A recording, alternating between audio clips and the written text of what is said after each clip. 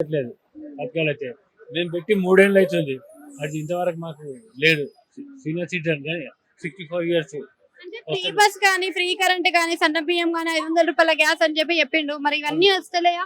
లేదు లేదు మాకు లోయర్ కార్డే కానీ గ్యాస్ అయితే వస్తలేదు. గ్యాస్ వస్తలేదు, బియ్యం ఒకటి వస్తున్నాయి అంతే.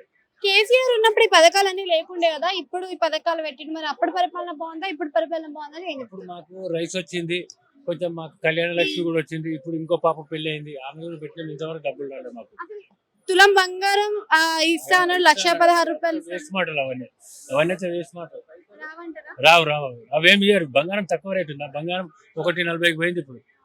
అది అంటే తగ్గుతూ పెరుగుతూ ఉంది కదా మరి బంగారం రేట్లు కూడా.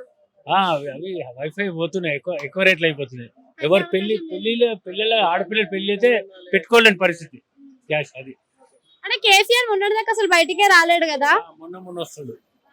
మరి ఏమైనా మాట్లాడతాడంటారా ఈ అన్నిటి మీద? ఏం మాట్లాడాయన, ఏం మాట్లాడాయన. ఆయన వాటర్ గురించి అది చేసింది కదా, దాంట్లో ఉన్నాడు ఆయన. కాళేశ్వరం దాంట్లో ఇరుకపోయినాడు. Okay madam. అవినీతి జరిగిందంటారా కాళేశ్వరం ప్రాజెక్ట్ లో? అవినీతి చాలా జరిగింది.